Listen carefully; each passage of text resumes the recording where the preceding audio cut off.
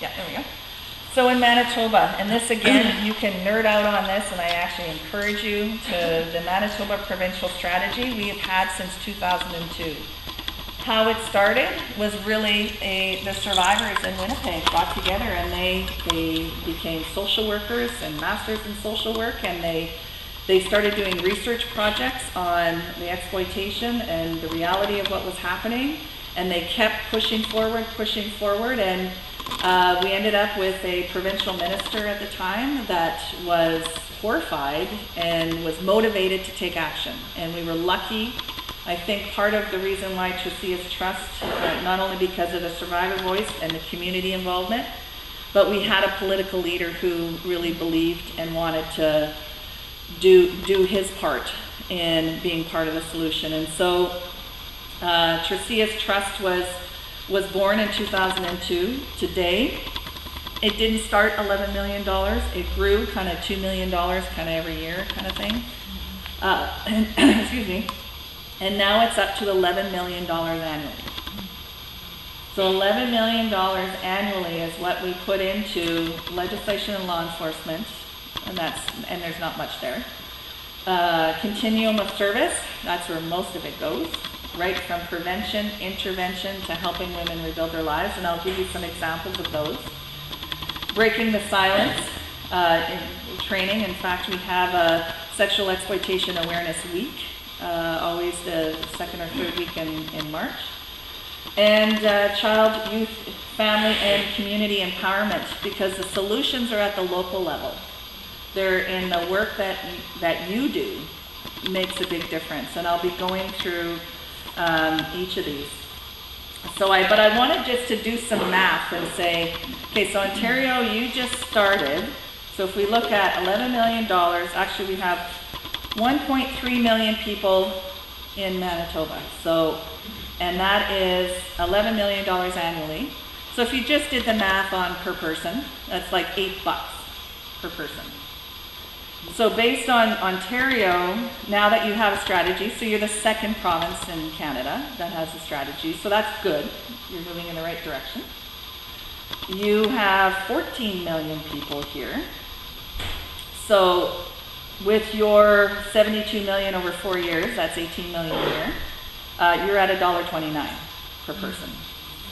So in we spend $8, you spend $1.29. If you wanted to be at the same level as Manitoba with how much resources we put into ending sexual exploitation and trafficking, instead of investing $18 million annually, you would need to be at $125 million annually. And so, and that is and I bring up numbers because numbers matter. Like if you are going to, we have $11 million and we can't keep up.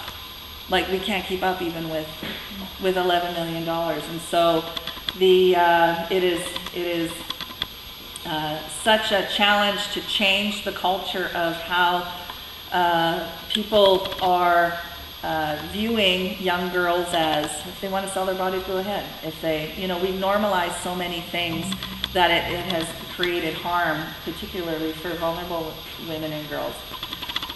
So that is really important. Moving forward is that you need the resources and the political leadership in order, they have to be a partner at the table. And one of I think the main reason why Trustees Trust is so successful is we have 4 key people sitting at a table, regardless of what the table is, there's 4 key people. The first one is we have the political will. You need your politicians and the money and the systems to make them do things. So we had our provincial minister who made child welfare change, who made education and justice change. Like he made that happen because he could, because he had the political influence to do it. We had the political will of police who changed things. And in fact, Winnipeg has one of the rare policing agencies that actually has a counter sexual exploitation unit. There's police officers dedicated solely to being part of the solution and playing their role as police officers. So that's one, the political will. 2, We had representation from the communities, from the women and youth serving NGO communities.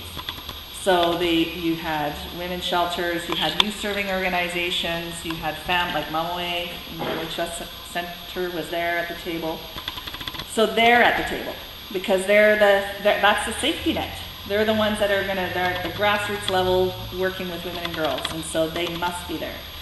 The third is that we need leadership from who's being affected the most, who's being targeted in Winnipeg are migrant women, but particularly Indigenous women. So we had Indigenous leadership, whether you were an NGO or we had our Grand Chief or we had other types of leaders, but the Indigenous voice was at the table and had a voice, an equal voice.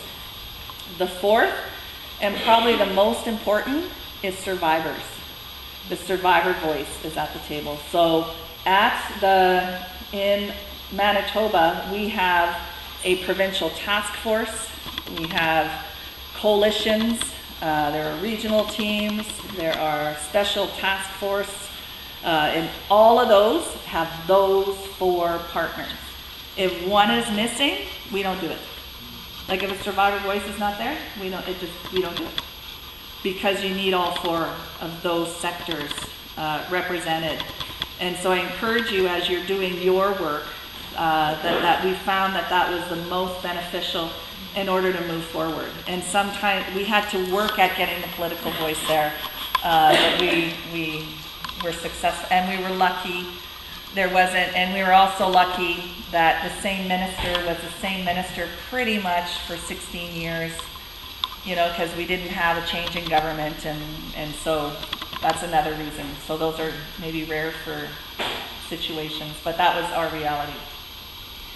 So the 4 are really important, and what we decided to do at the very beginning was, what was our number 1 priority? We're going to focus in on children first. Like we're going to go all hard and all hands on deck on sexually exploited children, because then, excuse me, because nobody disagrees. You're not going to have anybody that's going to disagree that you shouldn't do something to protect kids. So we didn't want to get into, even at that time, the prostitution debate. Whether, their sex trafficking exists or not. We're not getting into that argument with anybody because we're going to focus in on children. And so that is also what I recommend that you do as well, because then it's too much and too big. So we took the first phase of our provincial strategy was focusing in on children. And then when we focused in on children, we focused in on service delivery first. We said, we're not raising a whole bunch of education and awareness and not have the safety net there available first. So we opened and started, that's when our safe house started. That's when we had specialized treatment beds started, because recognizing the addictions and mental health component to the resources that we needed. We started outreach teams because we need to build relationships with young girls that are being exploited, and outreach workers do that really well when they're meeting them at their level and where they're at.